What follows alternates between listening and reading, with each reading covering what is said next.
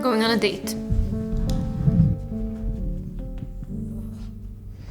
You know the advice you get from people in relationships, usually from those who found their partner by mere coincidence and luck at the ripe age of 15 and who have never had to download, delete, and re-download dating apps. They tell you you don't need a partner to be happy, as if romantic loneliness is not a thing, as if you can fulfill your craving for chocolate by eating vanilla, as if drinking soda quenches your thirst just as well as water does. It's not unreasonable to think that some problems only have one ideal solution. Even if several less than ideal solutions exist too, they can only get us so far. I actually don't believe there is such a thing as feeling completely happy and fulfilled and satisfied in every single area of your life all at once. And striving for that, only to inevitably fail, will only lead to feelings of disappointment, inadequacy, and hopelessness. So, if you are coupled up and your single friend expresses feelings of unhappiness, I believe it's more truthful to simply acknowledge the fact that experiencing romantic loneliness may very well lead to feelings of unhappiness. There is no shame or weakness in that.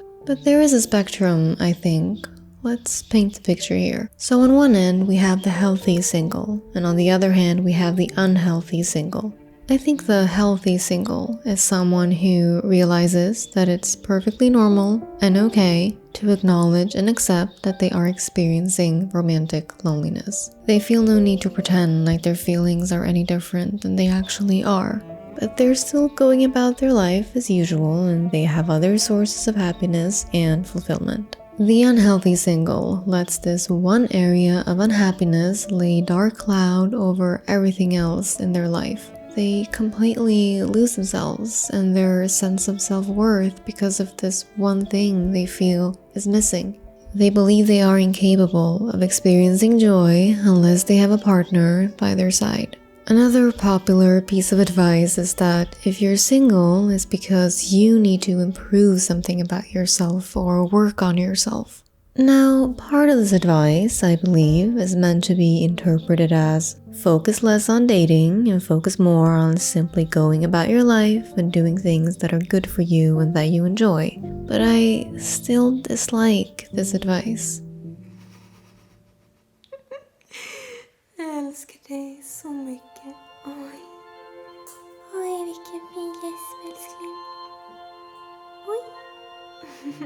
Let me start by saying that we all have areas of improvement, and some people may have a longer way to go than others before they can actually be a good, healthy partner to someone and be ready for that. But overall, just generally speaking, I disagree with this idea that you need to somehow improve yourself to find love, especially when that advice is usually followed by something like find more hobbies, travel the world, read books. Those are all, by and large, good things, but if I look at the people I know who are in relationships, none of them found their partner in the midst of some sort of self-development, eat, pray, love journey. They weren't these complete, super ambitious, extremely well-rounded people who followed some sort of script. And also, most single people I know who are looking for a relationship are in fact people who have done those things. They take good care of themselves, they're educated, good looking, dress well, have good morals and healthy values, and so on. I simply don't believe that, in most cases, single people are single because they're severely flawed and in desperate need of some self-improvement. I think more than anything, they haven't lucked out. Now, please keep in mind that everything I'm talking about here, I'm talking about in general terms. I, of course, don't know anything about your specific case. And while I personally find a lot of value in hearing other people online, for example, share their experiences on topics like relationships and dating, I found a different type of value in going to therapy to talk about these things. I've learned to spot my own flaws and shortcomings. I have learned to recognize where some of my desires are coming from and why some of my thinking patterns might have developed in the first place. And I am fully convinced that I could not have figured those things out had I not gone to therapy. This portion of the video is in paid partnership with BetterHelp. BetterHelp is such an accessible option for anyone looking to go to therapy. I like how low pressure it is. You can decide how you would like your sessions via phone, via messaging, via video, whatever you feel most comfortable with. And it's not something you are obligated to commit to long term. You can simply try it out. You know, when I first started, that was my mindset. I simply thought, I have nothing to lose. And then therapy worked for me and I kept going and I'm just happy I did. I have left a link for BetterHelp in the description box. It's betterhelp.com/Lana. And to enjoy a special discount on your first month, just choose Lana Blakely during sign up. You will be asked to fill out a questionnaire and then you will get in contact with a therapist, usually within 48 hours. Thank you so much to BetterHelp for continuing to support this channel. If you're single and you don't want to be, it's because you need to learn to love yourself or enjoy your own company. I bet you've heard this one. Look, we do live in a society that's become increasingly individualistic.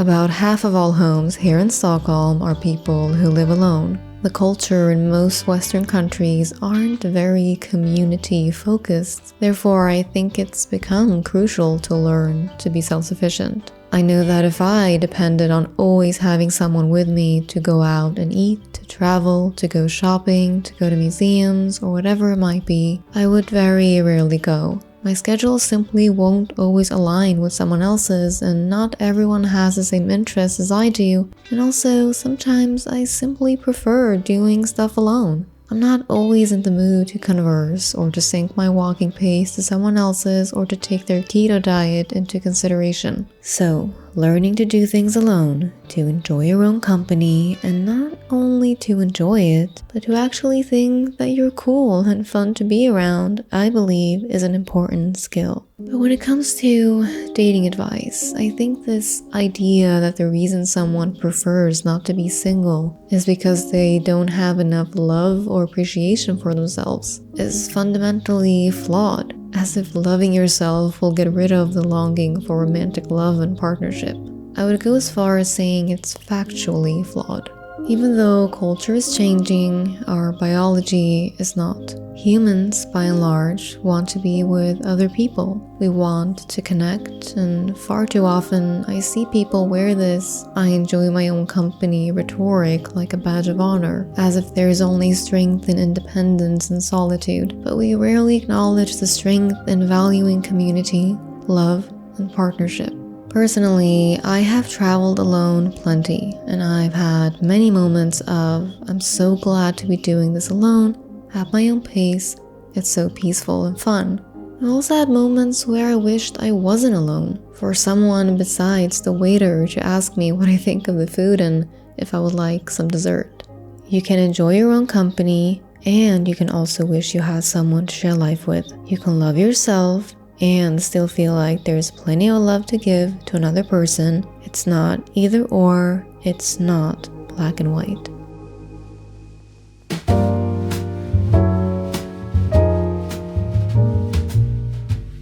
Did life turn out the way I thought it would when I was 14, 18, 22, back when I thought that finding a husband and getting married and having kids was something that was just on the menu for everyone, like how school and graduation was, like a trajectory set out to us by the adults, and all we had to do was show up. I remember thinking that we were all destined for the same fate, that marriage and kids were an obligatory part of life. Like the conversation always went, when I get married, never if. And when I have kids, never if I have kids. As a teen, I didn't even know of anyone who didn't want that, and most of the adults already had that. The childless women were all freaks, and the unmarried men were all jerks. And now, of course, you grow up and you understand that life is much more complicated than that. There is no roadmap in life, no trajectory, and absolutely no guarantees.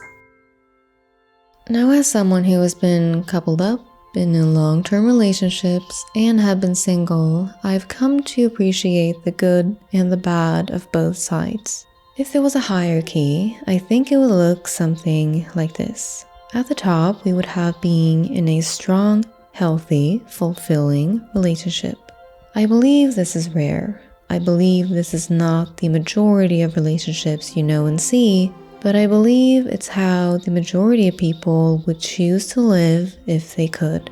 Second to the top, we have being single. And then after that, we would have all the other relationships. In other words, it's better to be single than to be in a relationship that is not strong, healthy, and fulfilling, and it's better to be in a healthy, fulfilling, strong relationship than to be single.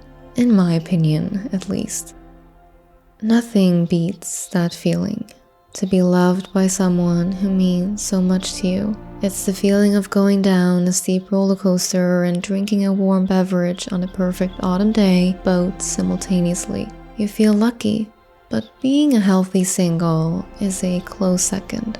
I wake up well rested in a room I've decorated in my own taste. I get to enjoy my favorite type of silence, which isn't when it's completely quiet. No, it's when my windows are open and I can hear the birds sing, I can hear the wind gently flowing in and out through my windows, and I can hear the far distant sounds of people, cars, and dogs. It's the city waking up, and I don't need to interact with it or with any person. I do a stupidly loud stretch and rough cuddle with Fred without worrying about waking someone up. I get to be naked without needing to explain, again, that I'm not trying to initiate anything. I get to go on walks and not feel my heart being ripped out of my chest by a man's wandering eye. I get to pick the movie with absolutely zero scenes of violence or war. I get to enjoy my protein-free girl dinner. No man's For You page to care or worry about. I get to enjoy absolute peace of mind. It's the second best thing, but oh, is it good. I feel lucky.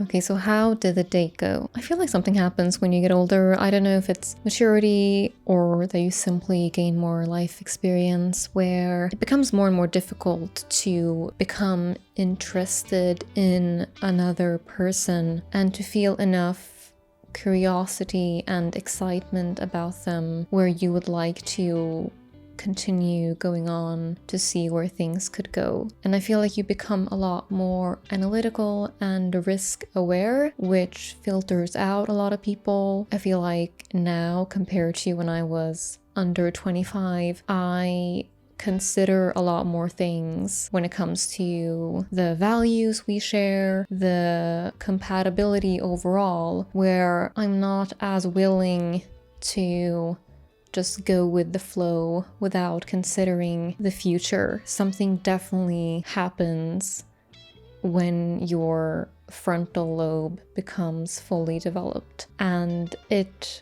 pretty drastically, I think, changes things. And also, I think you become more and more comfortable with the life that you build for yourself and your routines and your work and your friends, and it requires more from another person and the connection that you feel for you to be willing to welcome that into your life. Whereas I feel like when you're younger, you meet someone, it feels exciting, and you're like, yay, let's continue seeing this person, and you don't really think too much about it, generally speaking, at least compared to when you get older. And I've talked to a lot of people about this, or a few people about this, and there seems to be a general agreement that dating becomes harder because you just take a lot more things into consideration the way you didn't when you were younger. Well, that seems to be like the main reason, along with other reasons like dating culture changing and the apps and the instant gratification and hookup culture and all of that. But yeah, that's what I'm going to share about the date, which wasn't really anything about the date itself, but just some general thoughts. What do you think?